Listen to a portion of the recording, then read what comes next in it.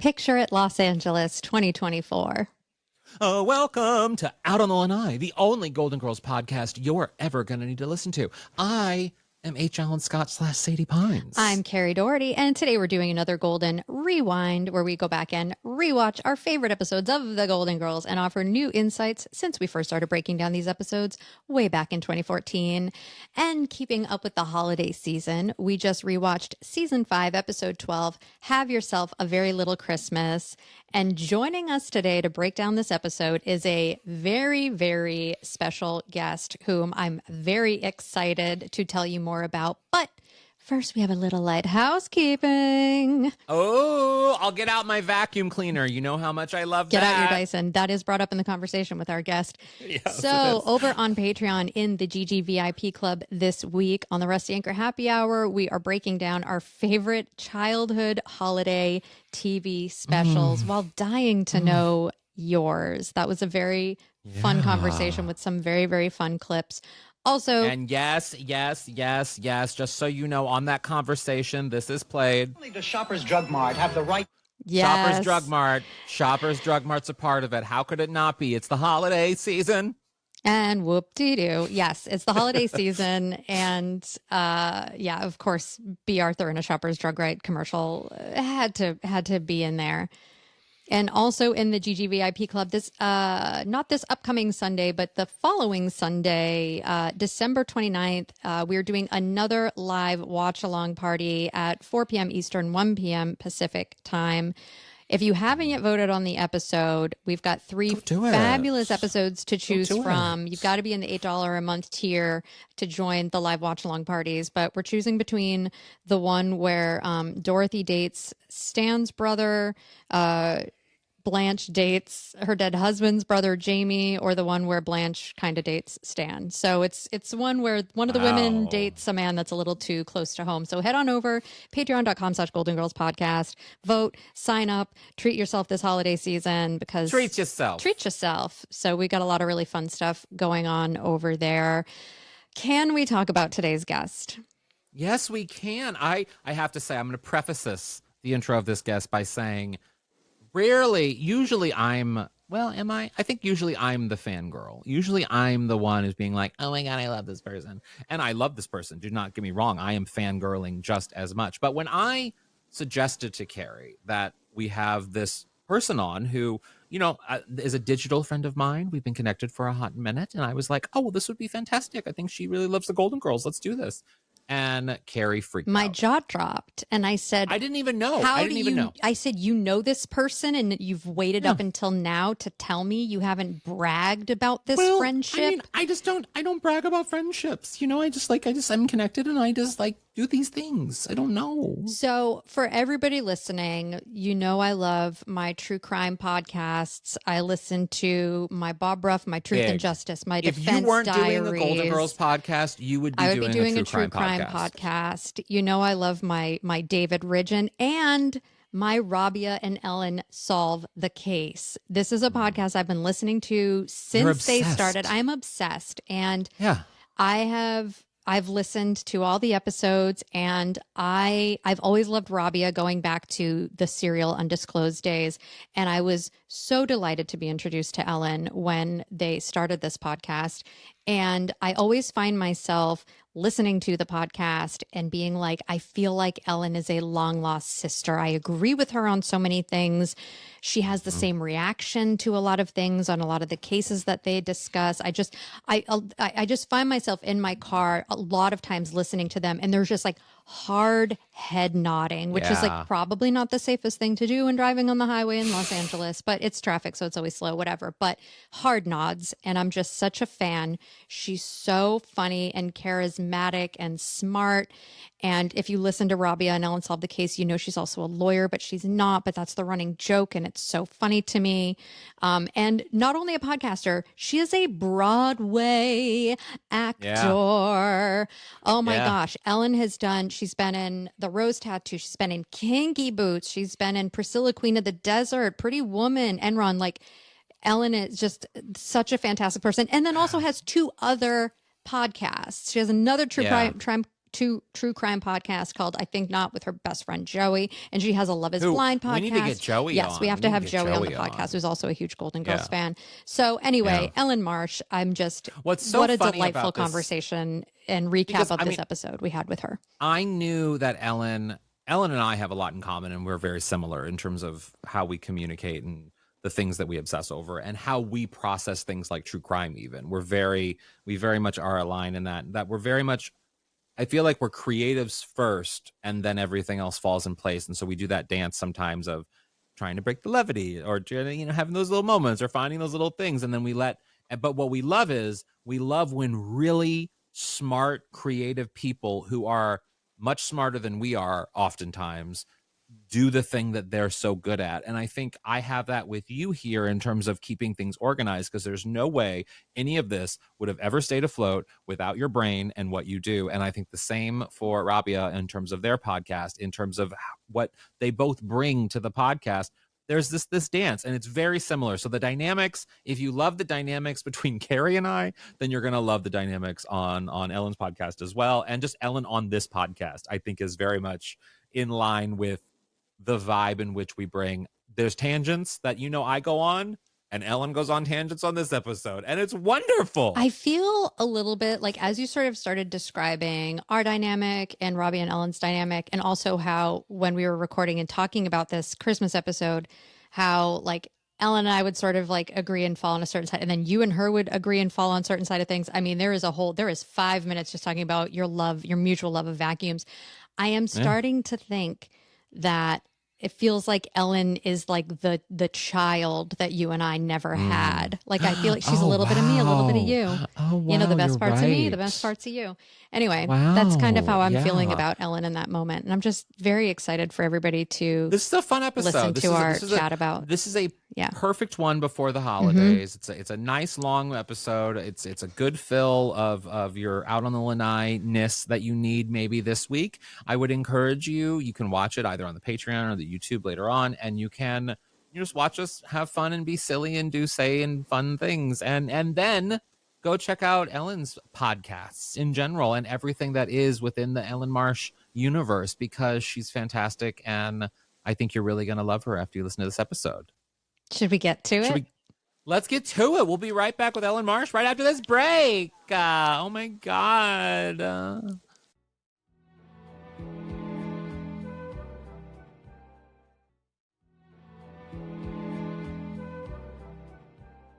Ellyn Marsh, welcome to Out on the Lanai. How are you? Hi, everyone. I'm really, first of all, unintentionally tardy because I don't know how to read Pacific versus Eastern time, but I'm so happy to be here. Well, that was Kerri's fault. That was my fault. So the issue is that I don't know how to write Pacific and Eastern time. I always get them mixed up, and that's exactly what I did to you. So very, very sweet of you to try to take blame when in fact it was 100% unequivocally my fault. Kerri is so CSI note driven that you would think Kerri is like on the time zone. I have a producer brain. I'm a very organized person, except when it comes to time zones. That's really where I get frazzled and mixed up, and this is not the first time it has happened. Kerri, I didn't want to say anything, so thank you for saying that. I have heard that. all over the internet. It's all over my feed. So I'm glad you're like accountable. Yeah, I'm really trying to hold myself accountable. Before we get to anything else, I do, and I feel like the fans also want to know, what's your experience with the Golden Girls? Where do you start? Where does it end? What happened in the middle? Tell me everything. Picture it. Okay. The Bay Area. I grew up on the Golden Girls. Yeah. We grew up, we were like a sitcom family. And I grew up on the Golden Girls, but it's that thing where like, you don't know exactly why they're laughing because it's so over a kid's head. And like, I knew it was funny. But then you get to enjoy it as an adult and you're like, oh, this is what we were all laughing at. Like I mostly laughed at Rose when I was younger. Same. And then, being an adult is knowing that B. Arthur is the funniest one. And Blanche is always talking about her no-no play. So it's like it's like a whole cycle, but I grew up with it. And, it was like a part of our life. My mom used to howl and which is weird because I'm only 28, so it's weird we that are I saw too. it. I saw it originally. Yeah. So I'm not like, my partner Joey, I told him I was recording this podcast and I was like, we're doing the Christmas one. He's like, season 2 or season 5? We have to have him on too. Hardcore fan. Yeah, we'll have Joey on. Oh, well, I will say before you came on, Ellyn, now you and I have connected elsewhere, previously in the past, whereas Kerri and you had never. What happened? I can't. But We Kerri and hooked you. up. We hooked up. We hooked up twice. We hooked up. just because I am the father of your child. No, no. But so we had previously connected. But Kerri, when I told Kerri, I was like, oh yeah, well, we need to get Ellyn on the podcast sometime because of whatever. And Kerri exploded. I lost my so in this goddamn episode. mind. She's the fangirl, and I just get to sit back and be like, Kerri, enjoy my friend Ellyn. I have to say, so yeah, longtime listener of Rabia and Ellen Solve the Case. And I always find myself, whenever you and Rabia are having a discussion about anything, a lot of, because Rabia is like very like, she's got the lawyer brain, even though you're also a lawyer, but very like pragmatic, very practical, and you're the emotional one. And I really do, like when Rabia is like, well, according to the state law, the prison system, the sentence could only be 10 years or 7 years, 5 years or whatever. And you're like, well, that's not good enough. And let's hope that the prison system does its job. Wink. I'm like, yes, Ellyn. Right. So I find myself you really are the yelling same people, along to Ellyn you and Kerri. in the car. I think very, very emotionally, which, I try to be in Ellyn. You are more practical and pragmatic, I feel like, but, yes. And especially like, I also am a mother. I have a daughter. There are like so many questions I want to ask you about when she gets a little bit older. But yeah, I feel like also, again, adult ADHD, late in life diagnosis. There are just so many things. I'm like, I feel so connected to you and I listen to you. And I just appreciate your voice and your POV on life and everything. And you're just an absolute joy to listen to. And Rabia as well, obviously. Thank you. Yeah. Honestly, I always say this to Joey. It means so much coming. Not that it doesn't mean a great deal coming from listeners, but just coming from other creators or people that I think are smart or funny or savvy, especially other creators. Because as we were saying off mic, it's really hard to consume other people's content because we make so much content all the time. Yeah. My list of podcasts is so long. So that just means so much to me. And it also tells me a lot about you, and I feel bad for you. Well, so, and even how, like, I mean, what I love about what you do, well, even just your career in general, is that, like, very similarly to sort of me, I have lots of different lanes in which I exist in terms of creatively, but also just like even in the true crime space or in the documentary space or in all these different spaces. And when I was younger, I remember, I think we all can probably experience this because we're all around the same age, that like you probably had an outlook of, I have to do X, Y, and Z. I have to only be this thing. And as I got older and I realized this industry was changing, but also that I am not just one thing. I am many different things, and I have many different capabilities to how I can be creative. And you really personify that too, in that like, you're in different lanes and you're thriving in all these different lanes. And that for other younger creatives shows other people that, oh, I can talk about the Golden Girls. I can talk about true crime. I can be, for my case, I can be a drag queen, or I can be serious and do a journalistic true crime deep dive or whatever it is. I can be on Broadway. All of these things. Yeah. I can be all of these things and still thrive. And you're definitely an example of that. Thank you. I think a lot of people feel that way. I always think it's weird. I say this all the time, that like when you're 18, they're like, what are you going to be? Yeah. And you're locked in.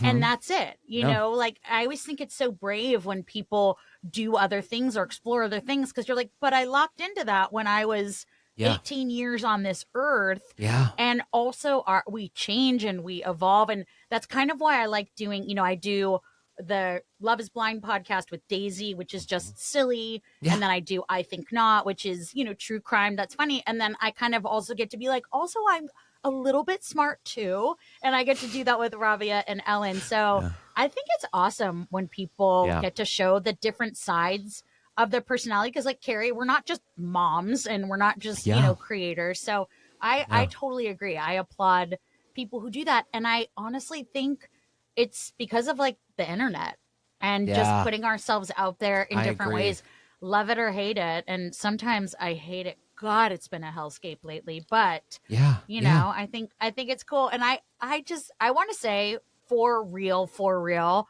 I'm just so happy to be here. It just means a lot to be like invited into other creators' spaces. So I'm kind of like giddy and really honored. I love that. Well, Oh. I still need to get you on my Newsweek podcast too. So we need to make that happen as well. We'll make that happen Yes. someday very Me soon. Very soon. And Paris Hilton Yes. just being ADHD together. Yep. I can't Oh, wait. We'll get let's just nothing do it. done. Nothing done. The episode will just keep going and going and going. Well, we do have a Golden Girls episode to talk about, if I may. Yes. I love this episode. You know, the Golden Girls only did 2 Christmas episodes. I love this episode, and the messaging of this episode, it feels like it was like this episode feels like it was written last week.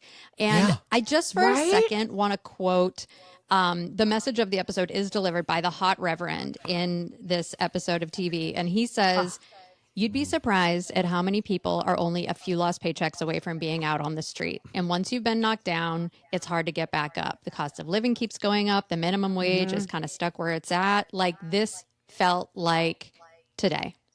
Wait, Yeah. Kerri, can I read you literally from my notes? Yes, please. I love that you took notes as well. Well, first of all, I called him the hot priest, and I say that same thing about the hot priest, and I literally wrote in my notes, was this written this week? Can we talk about I want to get to the serious stuff, but I need to talk about hot priest Matt McCoy. I think it's Unacceptable. Unacceptable. McCoy. Yeah. Oh my God. Do you know Matt what McCoy. do you know him from? Because I was like, I Well- know him from something. And then when I looked it up, Oh, I yeah. was like, oh yeah, that's what it is. Wait, Oh, well, isn't he Steve Darcy from Married with Children, or no? That's a different guy. I think he Oh. well, he might have been on Married with Children. I know him as the dad in The Hand That Rocks The hand that rocks the cradle. And Yes, he you did are a commercial, so right. a series of Yes. commercials for I think car insurance or life insurance or something a few years ago, where he would be like, he'd be in the car driving, and then I think it was life insurance because we're all old people, but it was like some old person sitting next to him, and they'd be talking, and I just kept thinking like, oh, I want to be a senior citizen next to Matt McCoy. Yeah, yeah. And he is still working. And He's still hot. Still it's hot. actually irresponsible, though, of the show. I do have to say, while his message is very important, there are no priests that are that hot. Like, no priests are giving up. Clearly, giving you've up never been a sex. young homosexual confused in different Not parts anymore. of the world. Because no, I not prayed that anymore. away. Because I remember once, and I'm not Catholic at all, but like I remember once in Germany, I encountered a young priest, and I was like, I literally had a Samantha Jones, like, oh, he's a hot priest. A You know what I hot mean? Like I had a priest, yeah. moment where in Berlin where I was like, oh, please, fathers, do me. Or so, like there were some hot priests out there. Should we get on our knees and pray, honey? Okay. Literally. I get it. I just thought it was a little irresponsible. I was like, this is fiction. But I am surprised during the episode, and we'll get to it, I'm sure, but that Blanche never fully leaned into the I can't hotness believe of no the one priest. commented on how hot he was. Yeah. I had that in my notes. I said, is it that he was too young? Is it an inappropriate setting? Is it because he's a reverend? But no, because Dorothy once tried to date a priest, so we know it's not that. And he wasn't as hot. Yeah. Sorry, but No, Father he Frank wasn't. Leahy was not as hot as this young reverend. No, So I he couldn't. was tall, but tall is not hot. Tall does not Necessarily. equal hot. Yeah. Well, I didn't know. I was like, he's so distractingly handsome with those eyes. Yeah. Why are we not here? 4 single women. I'll confess my sins to him. Yeah, there was not. I thought that was going to be the butt of the joke, but no, Yeah, he was no. delivering a was tropical serious. message. Yeah, Yes. yeah. So maybe that's why they just didn't want to distract Yeah. from that. But then maybe don't Yeah. hire someone who's so Wait. hot. In our original run of this episode, when we, like back in the day, I think we talked about it, and I could be wrong on this episode or maybe another one. No, and sorry, it was a different episode. The other homeless episode was part of a themed NBC event for Yes, homeless. that was Brother, Can You Yes. Spare That Jacket? That was something different. Yes. Ellen, this is literally Yeah. our second time watching this episode because we've been doing this podcast for 10 years. We were one of the first rewatch podcasts. You guys are so OG. I didn't know Yeah. that when you first told me about it. It wasn't until I'm a research nerd, and I Yeah. was like, "You guys are O to the G." We really are. I mean, I told Kerri when we first started this, and everyone listening to this knows this, but like I told her I will not do this podcast if there's another one out there. I just won't. And at least in the beginning, I In the want beginning, to be the there wasn't. first. Yeah. And then, of course, as soon as we started, there was another one that followed us. But still. Right. But Still, but now we embrace and we're friends with most of the all the ones the we GG know. podcasters. Yes. So I want to set the scene of this episode, which is that it's 2 days before Christmas. The Miami heat is sweltering. It's in full force. These women have not yet done their Christmas shopping, which is so stressful for me to think about. Like, how have you not, I'm in that boat. in the days before Amazon and being able to purchase things on the internet? How is it? I see very strong. I'm done Christmas shopping in July. I'm not doing it. I'm not participating. Wow. No, I'm done Christmas shopping. See, I I'm have the been opposite. done. Yeah, no. I haven't done anything. No, I bought Michael's present, my boyfriend, but that's it. That's it. You got to That's give all it I've done. Black Friday. What used to be Black Friday, which was like the one opportunity everybody had to get a good deal, is now it's turns into like Black Friday month, and then you have Cyber Monday. There is no excuse as to why you can't take advantage of those deals, and then everything comes in time. Here's my problem, and I think this means that I'm the Blanche of the group here. But when I'm shopping, I am only concerned for myself half the time. I will intend to shop for others, and then I will always just end up buying a little something for myself and then everything for myself. Yeah, it happens. Yeah, same. I do the same thing, but that's why I finish in July. That way, I have July through December to smart. be To spend on selfish, yourself. Moorish human, little garbage pan. So that's fine. I get it. I also loved that the hot item of the season for the kids was not a Batman toy or a playset or Legos. It was a Batman hat. Like that's what Dorothy punched a woman to get, was a Batman hat. Yeah, so it was like a baseball cap with or was it like a Batman mask? Like my confusion was peaked as well. Yeah, I feel like she would have said mask. Because what does that mean? You're right. Yeah, I do want to know, Ellyn, because because Kerri has a younger kid, and your kid is a teenager, right? Like in the teens? I don't know. I don't know. Well, up there. She's like 15 or 20, something like that. Yeah. You have had probably, I don't know, but the kids' interest in toys obviously peak as they get older. So, have you had to really fight or hunt for a particular gift for your child like Dorothy did? That's not really a thing anymore. The only thing I can think of is the year Frozen came out and the Anna and Elsa dresses. Oh. I had an in with a friend that worked at the Disney store. But that, when we were kids, the Cabbage Patch Kids, the Teddy Ruxpins. Yep. That's go ahead. Go get your Cabbage Patch Kid. I know that's what you're doing. Oh boy, here we go. Why did we like those creepy dolls? They are so creepy. They have a man's name tattooed on their ass, which is It's just a little sus. It was the Wild West when we were kids. So that's the only thing I can think of. Don't show me her butthole, please. Don't show that to Ellyn. We have a guest on. There's a man's name tattooed on the thing. Yeah, YouTube is that's gonna creepy. Take this down. Apple Podcasts, you're gonna get 1 star. I think the Anna and Elsa craze, because I feel like Frozen came out maybe that summer, and then it was all Frozen anything. So I think that was it. I think that was the only thing. I mean, I didn't do what Dorothy did. I mean, she wrestled a lady to the ground and smacked her upside her head. But that was a thing when we were little. Oh my gosh. It also feels like something, knowing other episodes with Rose, because Rose is so competitive to the point where she will turn into a monster human because of her competitive nature. I can see Rose actually joining Dorothy in tackling down. She would probably be the one holding the person by their arms, and then Dorothy smacking the person in the face just so that they can get it out of their arms. I can see it. Rose would be involved. I'm with you. I mean, she didn't need the reinforcement clearly, but had she needed some reinforcement. But I remember, Black Fridays as a kid, my uncle going. I remember there was a year that Furbies were really big, and my uncle waited in line, when you line up at midnight outside of a Toys R Us. And then, it was Cabbage Patch dolls in years prior. And I feel like that doesn't really exist anymore, except for, maybe because Frozen was so big and so global in popularity. The line thing wasn't too crazy, because when I was in Priscilla, Queen of the Desert, me and Kayala left the theater and went straight to Target because we both wanted Dysons. And I have a picture of us like at midnight in Jersey at Target. We both wanted a couple things. And I have a picture of Kayla in bed just hugging her Dyson. And that was like, I want to say 2011, so that wasn't that long ago. I probably saw you in Priscilla. You need to talk about, well, you also need to talk about your mutual love for Dyson You've literally, I love my Dyson. Show it I off. love my Dyson. I love to vacuum. There is nothing more satisfying. I love to vacuum. I'm including some sex things. There is nothing more satisfying than vacuuming. Like literally, I vacuum.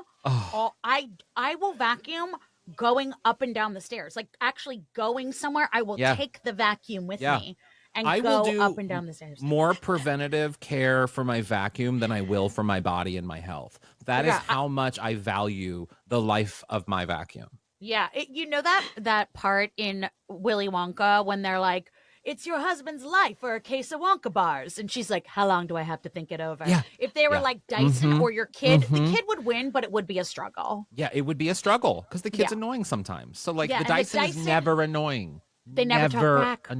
Literally, I once had, because we had to clean out the sewing room. We have a sewing room here. We had to clean out the sewing room. That's the gayest thing I've ever heard. I know, Jesus. it really is. Okay. It's pretty gay. We had to clean out the sewing room. It's what he does for a living. Guess how many dolls they have? So many I don't dolls. want to do that. You don't want to know that. How many dolls per square foot of your space do you own? I will send you a picture afterwards, Ellen. You're going to die. But okay, please. I was vacuuming that carpet in there, and the amount of dust, because it hadn't been vacuumed in a long time, because that's his room. It was so satisfying. I had so much fun. I was like, look at that dust. Isn't that amazing? Yeah. Look at that dust. Isn't it neat? Now we're just going to send vacuum videos back and forth until we die. I'm game. I'm so game. I'm so game. I feel like I just should leave the room at this point. My goodness, you two. No, we'll get to true crime eventually. Something bad will happen and you guys will have something to talk about. Of course. So there's a lot of holiday stress going on. It's hot outside. You know, the women haven't done their shopping. So they do something very smart. They all sort of decide that instead of everybody getting gifts for each other, they essentially just do Secret Santa minus the secret part, which is great because it cuts down on that stress. It saves you some money. I don't think it's so great. I think it's on. Listen, I understand it's stressful to buy for lots of people, but I also want 4 gifts.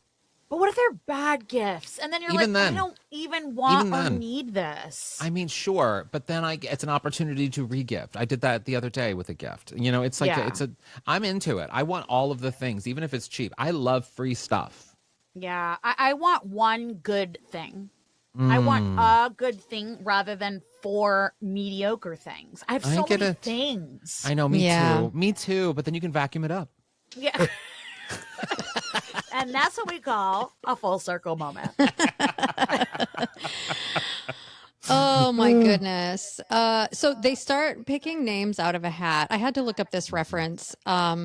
Rose at one point is like, I like buying gifts though. Besides, if we draw names out of a hat, whose names are they going to be? Which is such a Rose question. And Dorothy's like, the Oak Ridge Boys, Rose. Did either one of you know who the Oak Ridge Boys were? No, I don't. No, but that's like kind of the beauty of the Golden Girls, because even if you don't get the pop culture references, they deliver it in a way where you're like, that's funny. But tell me who they are. Well, so they are, because they still exist, an American country and gospel vocal quartet originating in Oak Ridge, Tennessee. I don't know. Maybe they were really popular. Looking at them, it felt like a little bit of a deep cut joke, but I don't know. Maybe it was the equivalent of saying like her being like the Backstreet Boys, Rose. I couldn't really tell. Yeah.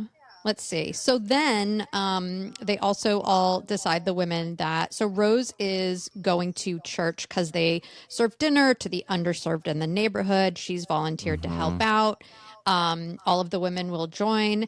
And one thing I've learned in trying to do this in years past, especially in Los Angeles, is that Christmas and Thanksgiving are actually the worst times to volunteer at these types of places, because that's when everybody is feeling charitable and wants to volunteer. So if you're thinking, hey, maybe this is something I'm going to do for the holidays, call ahead, 1, and 2, maybe think about doing it in July when I feel like these places could really actually use more help. Totally.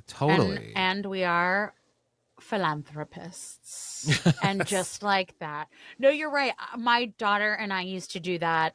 And we called a couple places because I was trying to teach her how to be charitable like a basic person. You're absolutely right. Do it all year long, not during the holidays. They were like, we're all booked. Yeah, same. I know. You're like, wait, but no, I need We're no, like, no. we don't. No. Yeah. It's like, your weird guilt, pack it away. We already got 12 white ladies We're too busy. waiting here. Yeah. I know. Yeah. My husband and I were told the same thing years ago. We were like, this will be so great. They'll be so happy to have us. And they were just like, They'll no. be so happy to have us. We were like, can we drop off a turkey? And they were like, no, we have so many turkeys. No, we're not accepting any more food. Yeah.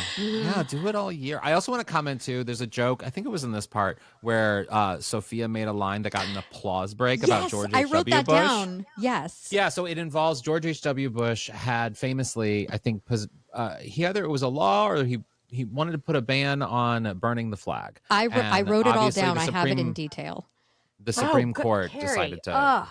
The research queen of my dreams. I know, she really is. She knows. She knows. I love it. This, to me, it got such a huge applause break where I was like, okay, this feels like something very topical that had happened recently. Very. And it also felt like the writers bent over backwards to get this a joke about the American flag into a Christmas episode. But I was like, I mean, it worked. She did get that applause break. So it's Christmas morning. All the women are sitting around. They're eating cookies, and the cookies are in the shape of Liberty Bells and American flags. And Rose says it's because she couldn't find the Christmas cookie cutters. And then Sophia takes a bite out of the flag cookie, and she's like, I wonder where President Bush stands on eating the flag. And again, huge applause break. Huge. So but I will say they probably got a huge applause break, not because of the flag thing, but because this was the start of Bush going in the direction of dipping in the polls and the rise of Clinton. So it was sort of like the Clinton was on the horizon and Bush was on the down. So there was a campaign coming up.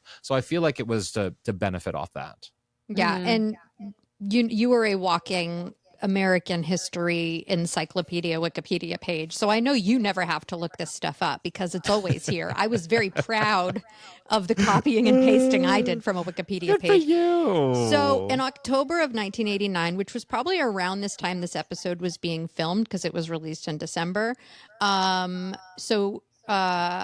was when President Bush at the time, he put out a statement that had basically was like, bad Supreme Court, bad job, because in June, this was when the Supreme Court, a deeply divided Supreme Court, upheld the rights of protesters to burn the American flag in a landmark First Amendment decision. It was the Texas v. Johnson case. The court voted 5-4 in favor of Gregory Lee Johnson, the protester who had burned the flag.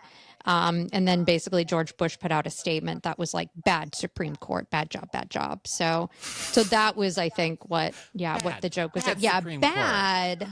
I disagree. He very strongly condemned the decision.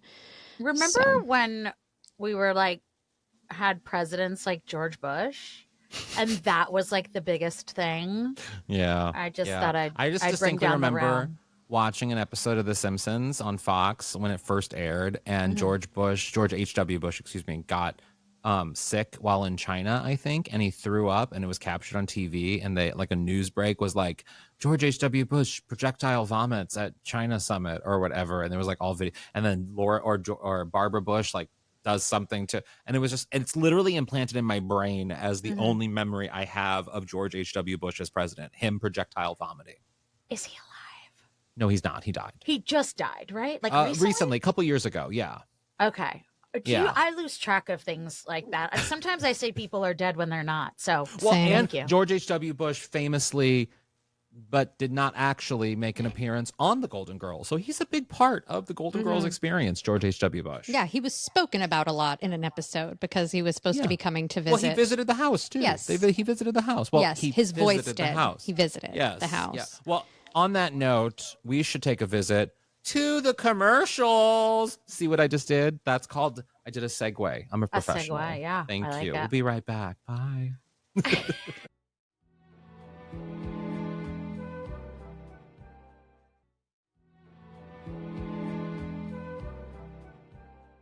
And we are back. And I only pulled one clip from this episode but I wanted to play it because it has one of my favorite jokes, and it's the moment that Blanche has to open her gift from Rose, which she's been dreading because I think she's expecting a series of yodeling tapes. Yeah. I can't wait to see the look on your face. Me too. Here you go, sweetheart.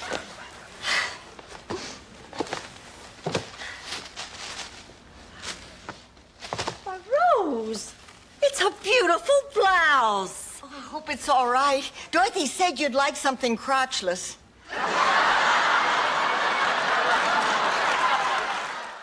And for the record, for both of you, if you ever get me anything, I also would like something crotchless. Adorable. Would you I'm gonna really? write that down. Yeah, why not? I mean, technically, anything you get me that isn't pants is crotchless. I just love how, like,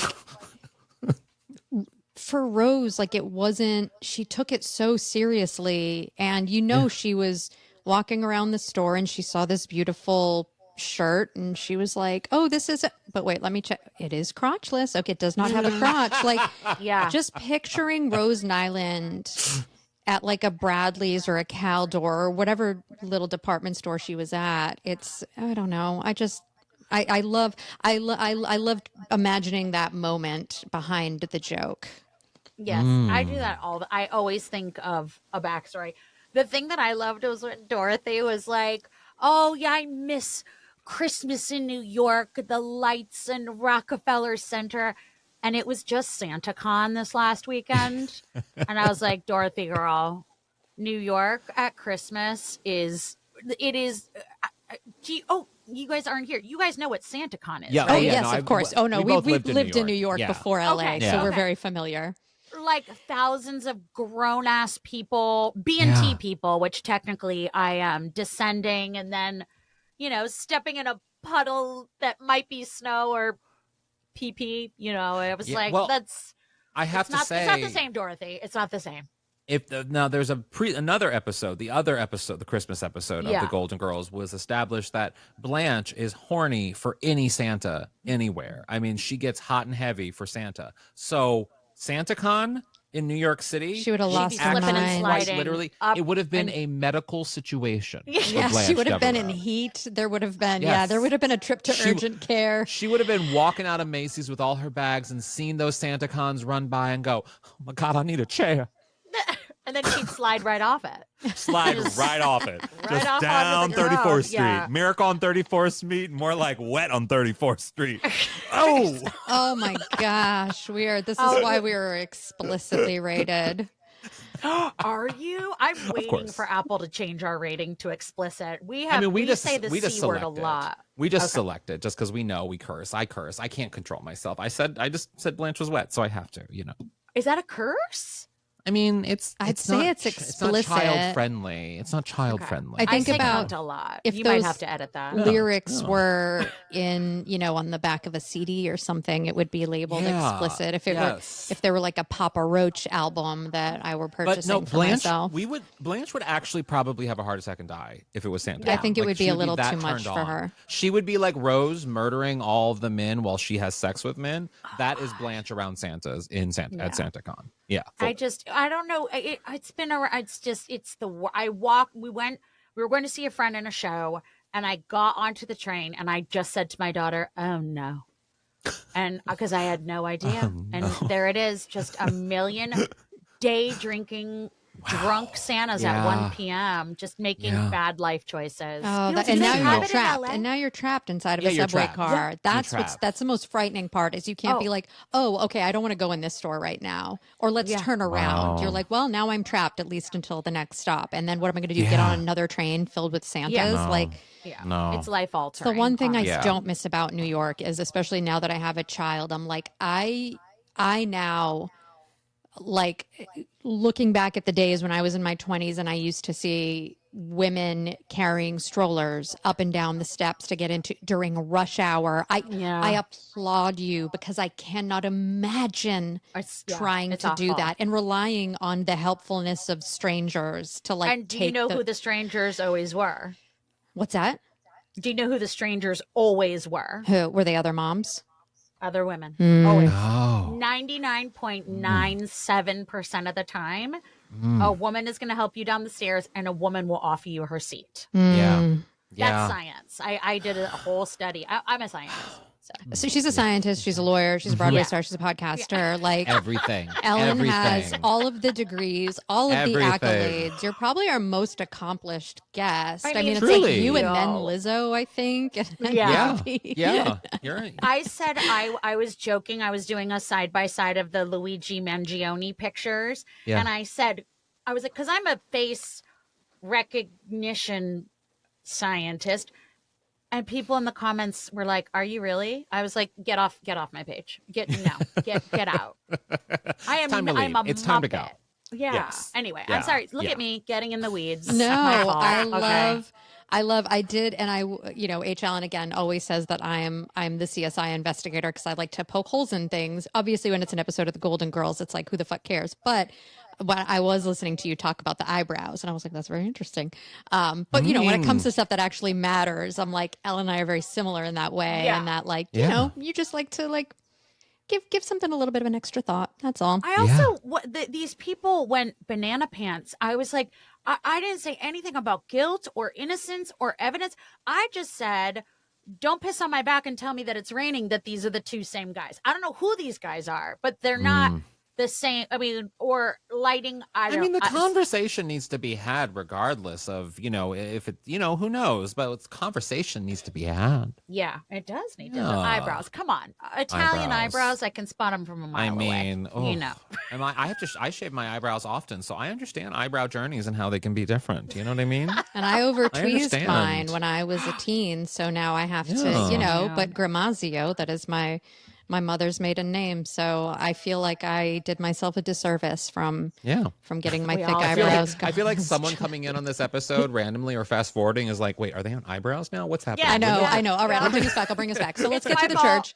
I'm the worst. Okay. No, not your fault. It's our fault. No, this is a great conversation. I think people are really going to enjoy it. Yeah. So to get a little somber for a moment, when they do get to the church with the hot Reverend and the Reverend opens the doors to let the people in, Blanche says, I think exactly what everybody thinks in that moment when they see that episode, especially for the first time, which is, I just never thought there'd be children. It's true. It's true. It's so heartbreaking. Maybe this is why they didn't comment on the hot priest, is that they just kind of wanted that to sit with everybody. Makes sense. I mean, I still, even if I was suffering from housing insecurity, I still would be like, can I see your pee-pee? Like I would definitely have the hots for the priest, even if I was homeless. I would just want to say that right now for the record. If I walked in there, thank you for that. Was vulnerable. I would be hungry. I would be homeless, and I would be horny. I'd be all three of those H words. Yeah, it was very, it was a moment, and we see it in Manhattan all the time. And there's always a part of me that's like, please don't be out here with your kids, but where are they going to go? Yeah, exactly. And it's the whole thing that like Tim Walz was talking about, because, is it Michigan or Minnesota? He's Minnesota. He's Minnesota. I think. They have breakfast and lunch in Minnesota, every kid, because it's like that might be the only meal they're having. I don't even understand why that's a debate that we're having. I don't understand why we're debating feeding kids, you know? Yeah. It shouldn't be a debate. Yeah, across the board, it shouldn't. I mean, yes, exactly. It's that when kids are homeless, I mean, you see it in Los Angeles, of course, all the time, and the homeless situation in California is interesting in that because of our climate, it's accommodating to housing insecurity insofar as it's not necessarily the extremeness of New York City or et cetera.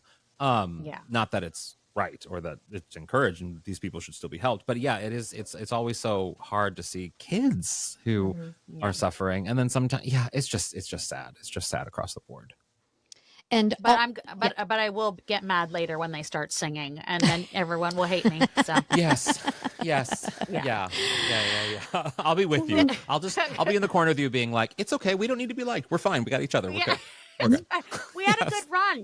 Do you know how many times I do that at parties? Do you know how many times I do that? I did that at a holiday party this weekend where I went to the corner. I took a seat. I was next to a friend, and my friend and I were like, well, should we go socialize? And then I was like, no one's gonna like us. We're fine. We're good here. Like we're annoying to them, but that's because they're not cool. So like, let's just be cool near the snacks. Yeah. Let them wonder. Let the mystery sit here, and I'm going to have these canapes. I'm fine. Thank you. Yes. Yes, exactly. Well, in amongst the group that come into the church, there is a man dressed as Santa. And because Ellyn is here, I think it is worth pointing out the sort of like true crime Zodiac killer element that this moment gives us, which is its cryptic code to learn Santa's identity. Because if you rearrange the letters in Santa, you get a Stan. Stanley's Bornak is the identity of the Santa. I Kerri. just a little bit fell in love with you. And it's a very special day to have also Ellyn on our podcast, you guys. Mad that I didn't think of that. But I love that as soon as like you just see his silhouette, I'm like, oh, that's Stan. Yeah. Like he's so recognizable. Yeah, like he didn't even have to pull his thing off. I was like, why is Stan dressed as a Santa in a church hall right now? But Well, a Stan. A Stan. But to that point of him pulling off the beard, can we all agree that as an adult, when you take on the role of Santa, big or small, you have an ethical obligation to uphold the integrity of the magic in the presence of children? And he just like takes it off and he's like, hey, it's me, Stan. I feel like those kids have seen a lot. But they needed Santa. I get it. When he comes back. But I feel like the dream, the fantasy of Santa has been broken for them a little bit before that day. You know what I mean? Oh. Like, not to be the asshole in the corner with Ellyn over there eating our Funyuns. Yeah. But like literally, those kids have experienced that Santa's not real. I'm just saying. You're right, Kerri. It's sort of like, it's that moment in Elf where he's like, you're not Santa. Yeah, I get it. You're right. But also, you don't have to be kind. You can say, no. No, they do. It's a thing. I get it. Okay. So bad. You're the nice one. We're the garbage pail kids. We are the garbage people. And that's okay. We're fine. We'll be in the corner. We got each other. And we're full and you're hungry. Yes.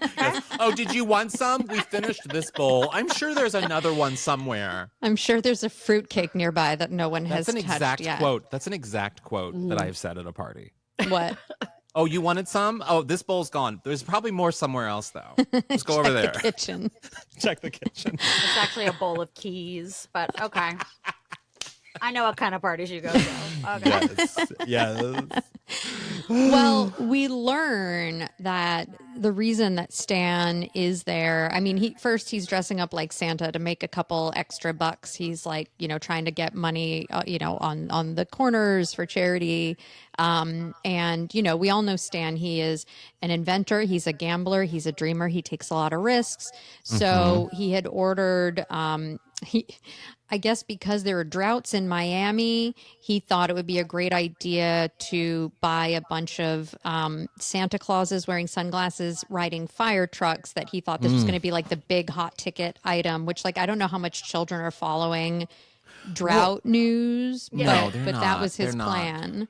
But what I found so relatable about this and about Stan in this moment is that I have so many friends, especially as artists, and I think we all can agree to this, where around the holiday times, when the pressure to participate in the holidays, and you have your friends who have the regular jobs and the whatever, that you take on the odd jobs just to get a little extra money for the holidays. I mean, I had that experience when I was in my 20s where I was just trying to keep up with everyone else because of the pressure of the holidays. And I think a lot of people have that. You see UPS doing seasonal hiring, and you see all these things of people just being like, it's just extra money because you need the extra money around this time of year, which is absurd. Because it's just exist. You don't have to work yourself to the bone just to be able to buy a toy. To buy stuff. It's just more stuff. I discounted my OnlyFans twice. Oh. And just to get, more subscribers. That is a lie. You like how Kerri believed it? I almost believed it for a second, and then I realized you're not actually going to do a discount on only. No. Oh my God, no. Come on. No, it's full price. Yes. Have you seen these Grand Tetons? Okay, you can pay the $5.99, Carl. But I like how you think $5.99 is what you would. I don't know. I don't even know. $9.99 is the one. No, I love Christmas. My house is decorated. I love the spirit, but I don't like the stuffness of it. Like when my daughter was little, myself included, Santa and everyone was only allowed to give her one gift. Like grandparents, one. Very Joan Crawford of you. Is that?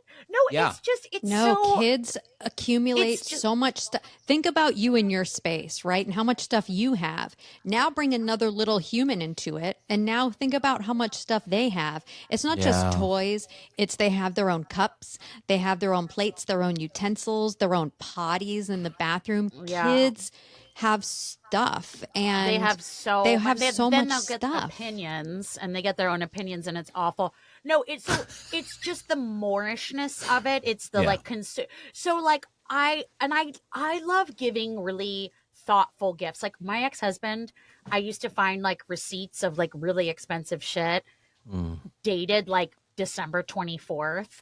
And I'm like, you just wanted to spend a bunch of money. Like, I love something like thoughtful, or, and my friends' kids, I get them little, like, personalized bags, something thoughtful. Yeah. So, like, the Moorishness of it all, it just never has, like, appealed to me. Yeah. It's just so excessive. Yeah. My daughter asked for a laptop.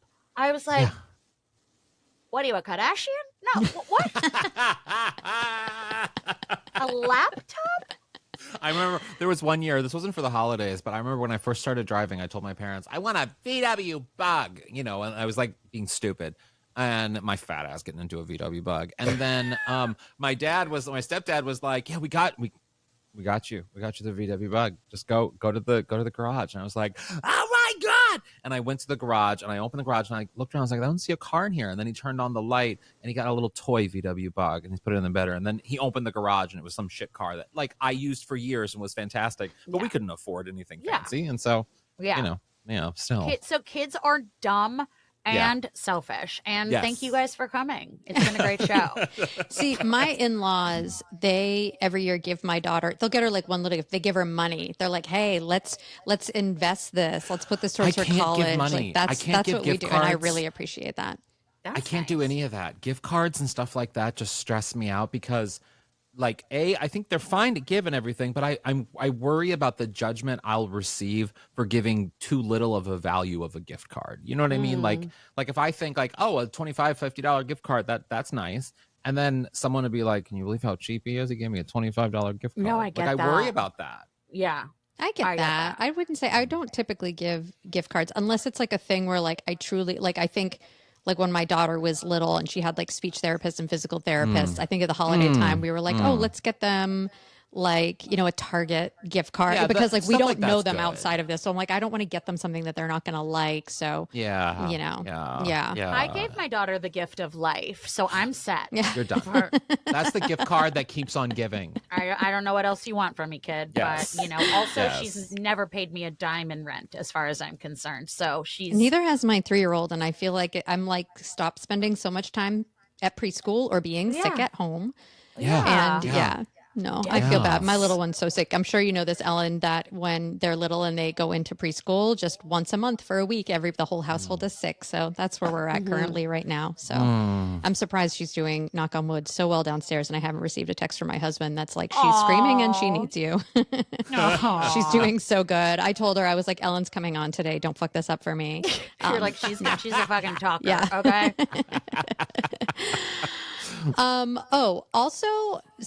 So Stan is like just pitying himself that he's there, that he spent all of this money on these Santa toys that came in the day before Christmas. So he didn't even have a chance to find out if they were going to sell, even though he should have like listened to the people on Shark Tank, which is that you never just like buy in bulk and then see if the market responds. You always you don't invest everything all at once. But I guess Shark Tank wasn't around for that. But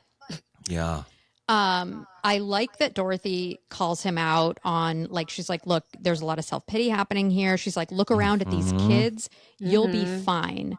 But that speech doesn't make him self-reflect. Her saying, look at these children, doesn't make him self-reflect. It's when she literally goes back out and she talks to him again. The only thing that brings him out of his funk is her stroking his ego. She's like, remember when the kids were young and you were a super dad and you always gave them a great holiday? Like, you're so charming, Stanley. And he's like, I am pretty charming. Like, that is, and it just goes to show, like, kind of what a piece of shit Stanley Spornak is for the most part on this show. That her stroking, I know we love Stanley, but remember, he cheated on her multiple times. He bought a car without telling her. I get it. I think it speaks more to, I mean, listen, we all have people in our lives that are weird and complicated and sometimes an asshole and make complicated decisions, but we still love them. It's so great that the three of us are totally normal and fine. I love that for us. We're normal. Everyone loves us. And no, but you know what I mean? That and the fact that Dorothy knows him so well. Yeah. That she knows exactly how to communicate with him so that that he sees what he needs to see and that the good things come from it. And I think, and it gets him to go to a place where he does something very kind for other people, which is to be the Santa for these kids, to give these kids an experience, to have a moment where he's a good person. And you just have to sometimes navigate complicated people to get them to go do good things if you know that person and you love them. But she, it speaks, and I don't mean to get all on my weirdo feminist high horse, but like, a lot of women negotiate their relationships with men. I won't name any names, but I worked with someone on Broadway where I turned to my friend and I said, I have this joke idea. Watch me make it his idea. Because I didn't have any ego around the idea. I wanted the joke to land. Yeah. But I knew that me saying it would be a no.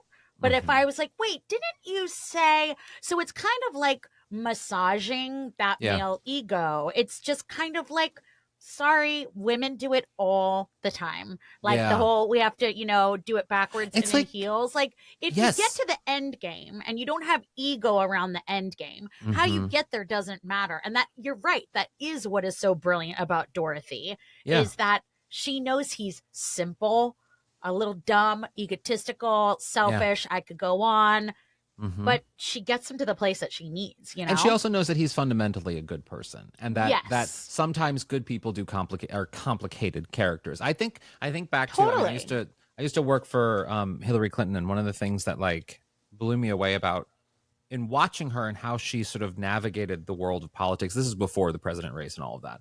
Was that she always recognized like, yes, you can aspire for someone to be great or for the thing to be great or to get to the great place like universal health care, but there's a lot of steps that you have to take in order to get to that place. And even when you're at that place, it's still never going to be good enough. So you have to address the steps in the way in which they're presented to you. You can't address them in which they aren't quite there yet. And she would always navigate politics like that. Like when people would be like, stop fracking. And she's like, well, yeah, I support stop fracking, but what does that even mean? There's a lot of steps that have to happen before you can even go and make that proposition. And it's like, you have to approach the situation in which it is currently, not where you want it to be. It's sort of that weird dance. And I think Dorothy's doing the exact same thing here. Yeah, it's pretty brilliant. Also, I always forget. So Catherine kicked him out for cheating. Yes. And Dorothy's like, been there, done that. And every time this comes up on the show, I am always amazed at Dorothy's ability to still be friends with him and still open the door when he knocks, because like if you've been a victim of like an infidelity situation and then they said that about Catherine and at the end Catherine takes him back, I'm like, it just makes me like love her and be like, I could never do that. You're a better Dorothy's Spornak, you're a better woman than I. But you know how many women have to do that? I mean, how many women have to really, I mean, I say women intentionally because they feel like there is this idea of like, well, in order to especially because of you have a child together, together, all kinds of things. There's a lot of compromising, and relationships aren't what they show always on the Hallmark Channel. They're complicated sometimes, and even if they are complicated and someone does something bad, you can still find some good things in that bad person. It's so funny because, like I said, after you watch this show as a kid and adult, and I felt the same way about Sex and the City, watching Sex and the City in my 20s and then rewatching it. And when I was younger, I used to think it was like, the Rose show. but Dorothy is really the beating heart of the show. And when I was younger, I thought it was Kerri, but Samantha is really the beating heart of the show. I had the same reaction. It's so true. You grow up and you're like, oh no, it's Samantha who's the girl's girl. And it's now, you know what I mean? But you don't see those things. And it's in these moments where you're like, Dorothy's actually she's not just a one-liner, she's a badass. And you see within Just Like That, speaking with Sex and the City, like, yes, exactly the same thing. You look back on Sex and the City, your first run, and you're like, oh, Samantha was sort of the heart of the group in a lot of ways. She figured out where things were going and she made sense of everything. And then now within Just Like That, with Samantha not being on the show and how they wrote that, it's kind of like she's the most sensible friend in this group, and Charlotte is the one that Charlotte is now the Samantha in maintaining the friendships, but as an adult you see it completely different. It's so wild. Yeah, I love it. Which is why it's always so fun to revisit shows that you watched as a kid, to be like, oh, how do I look at this differently, like through the lens why we of do this podcast. Because I just thought Dorothy was like dry and sarcastic and funny, and I was like, no, she's the good one. Her relationship with Stan, because, there weren't a lot. The women dated a lot on the show. Rose had a long-term boyfriend in Miles who sucked. But the women's relationship with men on the show, it's usually like pretty two-dimensional. It's not very nuanced because it's usually just a one guest star spot and then we move on to the next guy. But her relationship with Stanley, I mean, from the pilot, even in the second episode, was about her daughter getting married and him being invited to the wedding, and she hadn't seen him, since they broke up. And I really did appreciate the nuance of two exes who had grown children on a sitcom at the time. The fact that they just kept that going all throughout the series up until the series finale, where he literally shows up on her wedding day. Like, we're going to do an episode that's just like the timeline of Dorothy and Stan's relationship, I think. But I think that's a good idea. Yeah. Not for me. Yeah. Not for me, but you're doing a great job, Dorothy. I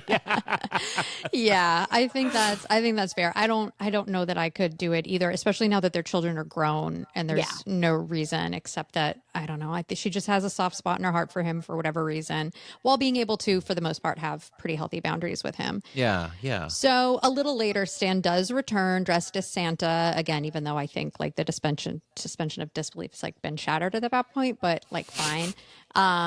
So he comes back, he gives the presents to the kids, and it's like a really, really sweet moment. And then the episode, I think it's so great that even though it's so funny throughout, there are so many jokes and crotchless stuff, but it ends with a reminder, which we were kind of talking about earlier, which is that underserved people like aren't just experiencing this during the holiday season. It's year round, and everybody should kind of keep that in mind when they're, looking to help out. And then the episode ends in a group hug, and it's lovely.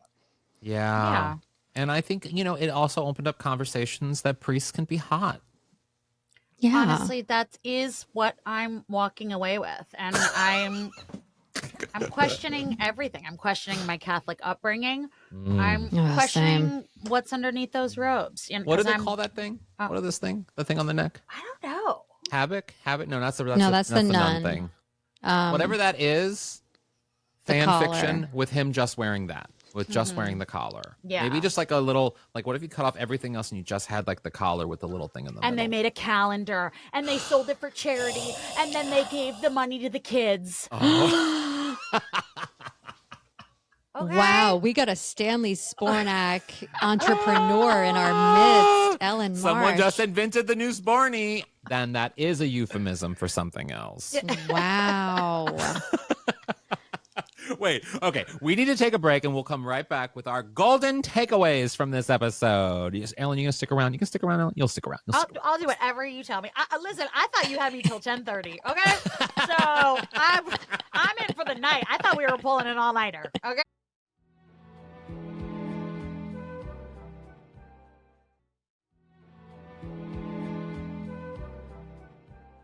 And we are back with our golden takeaways, which is a nugget of truth or inspiration that you can apply to your life or the lives of our listeners. Now, Ellyn, you sit there and think about your golden takeaway. Kerri and I will go first just so that you're prepared. Kerri, what's your golden takeaway from this episode? My golden takeaway is very, very simple from this episode. It is get money out of politics and tax the rich. I would love to see more of that happening. Oh. 2028, give me a candidate.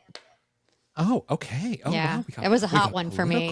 I was, I also have a hot one as well. Okay. Oh, yes. And I literally, I know that in and out of drag, as I've gotten older, I used to say I'm kind of like a Rose, borderline, maybe a little Blanche. I fully know that I am the Blanche of this podcast. I'm the Samantha of this podcast. I am the one that is horny for Mr. Priest. I am the one that would look at that priest outfit and say, not a deal breaker. I'm the one with questionable choices that would be made about my sexual outlook. And I'm okay with that. So my golden takeaway is, hot priest, please get into my subconscious for that fantasy. Okay. Now he's a reverend. Yeah. What's the difference between a reverend and a priest? I have no idea. He's always going to be priest to me. He's always yeah. going to be priest. I really don't know. Like a reverend's more for because I too grew up Catholic. What's your confirmation name, by the way, Ellyn? I am the rebel in my family that did not get confirmed. Good for you. Because the Monsignor, after my mom got divorced, told my mom she couldn't receive communion anymore. And I was like, well, then I guess I can't be Catholic anymore. And I protested confirmation. And I got in big trouble with Sister Barbara. But I said that the church didn't treat my mom properly because she left an unhealthy marriage and it wasn't her fault. Good for you. Good for you. Good for you. Yeah. And I think I got a D in religion, but fine. My brothers got confirmed, sellouts, whatever. What was yours? Bridget. I don't even remember why I chose it. Yeah, it's a saint. I know, Bridget. Yeah, Bridget it's a saint. Sounds like she works by the Lincoln Tunnel at a titty bar, but okay. Yeah, it does. No, Bridget. Does. Yeah. I don't have a confirmation name, obviously, but I do have a Hebrew name, and my Hebrew name is, I say Solomon, but in the Hebrew, it's Shlomo. It's Shlomo. I love it. Also could be a euphemism. I'm sure you could figure out a joke that involves a penis and Shlomo. Of course. I love Ben Yorhoff Beckenstein. Ellyn, what's your golden takeaway? My golden takeaway is anything can be crotchless if you try hard enough. So you just gotta. That is a great golden takeaway. Yeah, put your mind to it. Go for it. We're gonna break a sweat, and it can be crotchless. Put your mind to it. Go for it. Get down and break a sweat. I know you don't know what we're talking about, but I have no idea. I have no idea what that was from. You guys are completely blast. Well, Ellyn, thanks so much for doing the podcast. Where can people I will post everything in the show notes, but where can people follow you, follow your work? What should they listen to? Where should they start? Well, you can pretty much find me everywhere on all platforms at Ellyn Marsh. I spell my name with a Y, so that's just ELLYNMARSH. But randomly on TikTok, I'm Ellyn Marie Marsh. I don't want to talk about it. And then from there, you can find my podcast. I do the true crime comedy podcast with my best friend, Joey Taranto. That's called I Think Not. I do Rabia and Ellyn Solve the Case, and we're at Rabia and Ellyn. And Daisy Egan and I do a Love is Blind recap podcast called Shut the Fuck Up, Nick Lachey. And you can find us at Grab Bag Collab. And but you can just find everything at Ellyn. I am I'm not for everyone, but You're for us. You're definitely for us. You guys are truly such a blast. I feel like I'm sitting here with old friends and we're just all such weirdos, and you guys are making people laugh, and we all just fucking need to laugh. You know what I mean? So thank you for having me and for laughing with me. And if your ratings go down, I don't want to hear it. So if the episode is pulled after a week. Yeah. No, we would never do that. We're like, if they get upset, then they're not for us. Yeah. Our listeners are lovely. They're going to love you. Yeah. Well, thank you again. Thank you for having me, and I hope we'll see you soon. Yeah. Oh, what a fun episode. Thank you so much to Ellyn Marsh. Thank you all so much for listening and being part of our lovely Golden Girls community. And we will catch you back here next week for more Golden Girls greatness. Yes, and we are part of Moguls of Media, so go support them, Mom Plus, and all the fun things that they're doing over. Support our mothers. They're our mothers. And you can follow us on social media at Golden Girls Pod on the tweets, out on the Lanai officials on the Gramsels, Golden Girls Pod on the Facebookals, and I'm HAlanScott / Sadie Pines on most things. And remember, you can check out the GG VIP Club over at patreon.com/Golden Girls Podcast. And on the socials, I'm Squidzy on Instagram and Squid Eat Squid on Twitter. And if you want to do something else nice for the podcast, please rate and review wherever you get this podcast, because it'll help more people discover our lovely kick-ass community of Golden Girls fans. That is a good camera you've got right there, my friend. Your skin is very shiny up close. Your lips are very, very glossy. So everybody is getting full HAlanScott / Sadie Pine's face right now. And remember, as always, stay golden. Happy holidays. Stay golden. Happy holidays. Happy holidays. And Out on the Lanai is not endorsed by Whit Thomas Harris Productions, Touchstone Television, Disney, or any of its subsidiaries. It is intended for entertainment and informational purposes only. All names, pictures, audio, and video clips of the Golden Girls are registered trademarks and/or copyrights of their respective trademark and/or copyright holders.